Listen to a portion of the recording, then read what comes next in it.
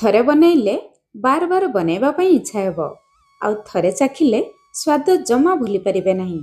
କଞ୍ଚା କଦଳୀର ଏଇ ନୂଆ ସୁଆଦିଆ ତରକାରୀ। ଜୟ ଜଗନ୍ନାଥ, ମୁଁ ସସ୍ମିତା ଆପଣ ସମସ୍ତଙ୍କୁ ସ୍ୱାଗତ କରୁଛି ସସ୍ମିତା ଷ୍ଟାର କିଚେନକୁ। ତେବେ ଚାଲନ୍ତୁ ବନେଇବା ଷ୍ଟାର୍ଟ କରିବା। ପ୍ରଥମେ ଗୋଟେ ହେମଦସ୍ତା ନେବା, 1 ଇଞ୍ଚର ଅଦା, 10ରୁ 12ଟି ରସୁଣ, ରାଗ ପାଇଁ 2ଟି କଞ୍ଚା ଲଙ୍କା ଦେଇ ଅଦା ରସୁଣ କଞ୍ଚା ଲଙ୍କାକୁ ଛେଚି ନେବା। ଦର୍ଶକ ବନ୍ଧୁ, ଆପଣମାନେ ଛେଚା ମସଲା ନା ବଟା ମସଲାରେ ତରକାରୀ ବନେଇବା ପାଇଁ ପସନ୍ଦ କରନ୍ତି? ନିଶ୍ଚୟ ମୋତେ କମେଣ୍ଟସ୍ କରି ଜଣାଇବେ।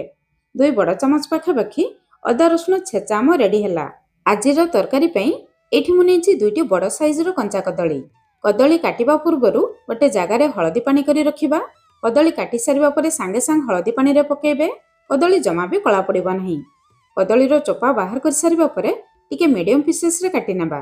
ବେଶୀ ବଡ଼ କିମ୍ବା ବେଶୀ ଛୋଟ ପିସେସ୍ କରିବା ଦରକାର ନାହିଁ, ଏମିତି କାଟି ନେବେ। କାଟି ସାରିବା ପରେ ହଳଦୀ ପାଣିରେ ରଖିବା। କଦଳୀ କାଟି ସାରିବା ପରେ ହାତରେ କଳା ଦାଗ ଲାଗିଯାଏ, ଅଳ୍ପ ଲେମ୍ବୁ ରସ ଦେଇ ଘଷିବେ, ହାତ ପରିଷ୍କାର ହେଇଯିବ।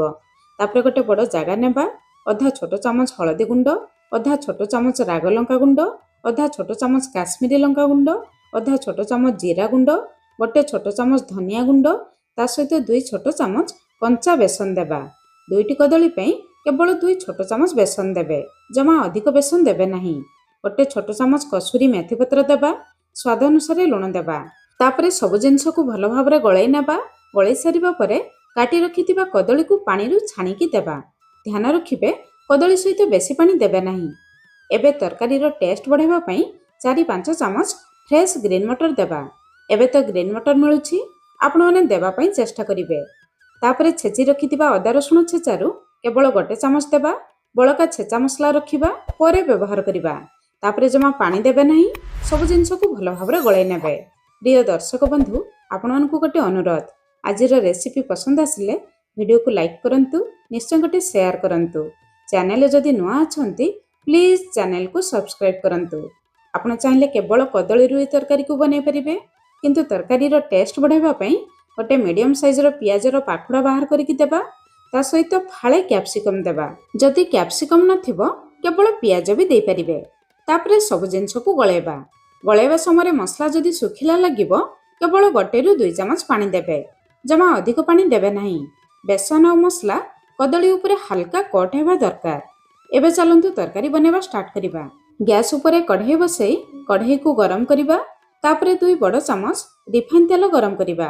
ତେଲ ଗରମ ହେଇଯିବା ପରେ ଗୋଳେଇ ରଖିଥିବା କଞ୍ଚା କଦଳୀକୁ ଦେବା।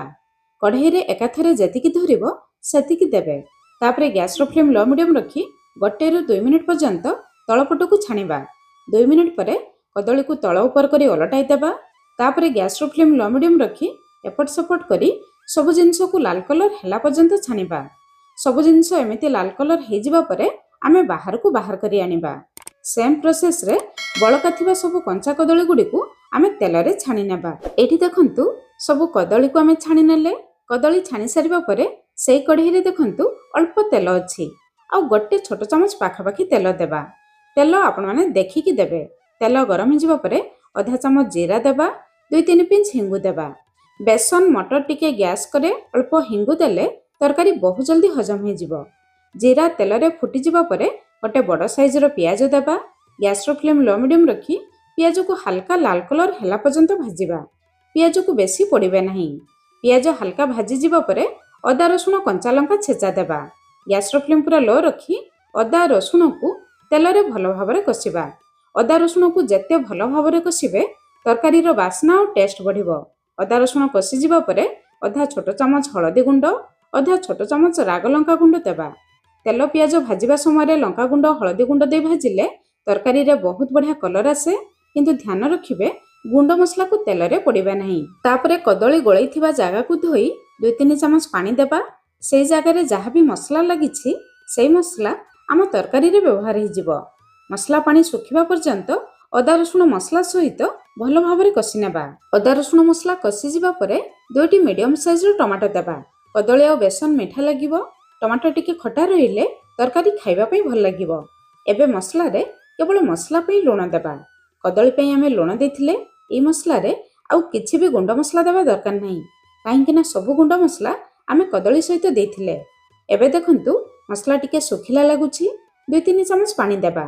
ତାପରେ ଗ୍ୟାସର ଫ୍ଲେମ୍ ଲୋ ମିଡିୟମ ରଖି ମସଲାକୁ କଭର କରି ମସଲାରୁ ତେଲ ବାହାରିବା ପର୍ଯ୍ୟନ୍ତ କଷିବା। 4-5 ମିନିଟ୍ ପରେ ଏଠି ଦେଖନ୍ତୁ ମସଲା ଉପରକୁ ତେଲ ଆସିଗଲାଣି। ଏମିତି ତେଲ ଆସିଗଲେ ଜାଣିବେ ମସଲା ଭଲ ଭାବରେ କଷିଗଲାଣି। ମସଲା କଷିଯିବା ପରେ ଆମେ ଛାଣି ରଖିଥିବା କଦଳୀକୁ ଦେବା। ତାପରେ ମସଲା ସହିତ 3-4 ମିନିଟ୍ ପର୍ଯ୍ୟନ୍ତ ଭଲ ଭାବରେ କଷିବା। ଏହି ଷ୍ଟେଜରେ କଦଳୀକୁ ମସଲା ସହିତ ଯେତେ ଭଲ ଭାବରେ କଷିବେ ତରକାରୀର ଟେଷ୍ଟ ସେତେ ବଢ଼ିବ।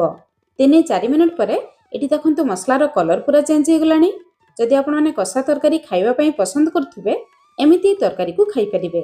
କଦଳୀ ଦେଖନ୍ତୁ ଭଲ ଭାବରେ ସିଝି ଯାଇଛି। କଷା ଯଦି ଖାଇବେ ବହୁତ ବଢ଼ିଆ ଲାଗିବ। କିନ୍ତୁ ଏହି ତରକାରୀକୁ ଆମେ ଟିକେ ଲଟପଟିଆ କରିବା। 1 ଗ୍ଲାସ ପାଖାପାଖି ଗରମ ପାଣି ଦେବା। ଜମା ଥଣ୍ଡା ପାଣି ଦେବେ ନାହିଁ କିମ୍ବା ଅଧିକ ପାଣି ଦେବେ ନାହିଁ। ପାଣି ଦେବା ପରେ ପାଣିକୁ ଥରେ ହାଇ ଫ୍ଲେମ୍ରେ ଫୁଟେଇ ନେବା। ତାପରେ ଗ୍ୟାସର ଫ୍ଲେମ୍ ଲୋ ମିଡିୟମ ରଖି 5-6 ମିନିଟ୍ କଭର କରିବା, ଯାହାଦ୍ୱାରା ସବୁ ମସଲାର ଫ୍ଲେଭର ତରକାରୀ ଭିତରକୁ ଆସିଯିବ। 6 ମିନିଟ୍ ପରେ ଏଠି ଆମ ତରକାରୀ ପୁରା ରେଡି ହେଇଯାଇଛି। ଶେଷରେ ଭଲ ବାସ୍ନା ପାଇଁ ବେଶ କିଛି ଧନିଆ ପତ୍ର ଦେବା।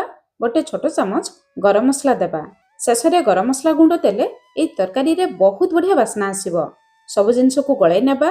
ଏବେ ଆମେ ଗ୍ୟାସର ଫ୍ଲେମ୍ ବନ୍ଦ କରିବା। ତରକାରୀର ଫାଇନାଲ ଲୁକ୍ ଦେଖନ୍ତୁ। ତରକାରୀ କେତେ ଡେଲିସିୟସ୍ ଦେଖାଯାଉଛି। ଏବେ ଆମ ରେଡି ହେଇଗଲା ନୂଆ ଶୈଳୀରେ କଞ୍ଚା କଦଳୀ ତରକାରୀ। ଆପଣମାନେ ଏହି ତରକାରୀର ନାମ କ'ଣ ରଖିବେ ନିଶ୍ଚୟ ମୋତେ କମେଣ୍ଟସ୍ କରି ଜଣାଇବେ। ତାହେଲେ ଆପଣଙ୍କ କମେଣ୍ଟସ୍ ଅପେକ୍ଷାରେ ଆଜି ପାଇଁ ରହିଲି। ପୁଣି ଦେଖା ହେବା ନୂଆ ରେସିପିରେ। ଧନ୍ୟବାଦ।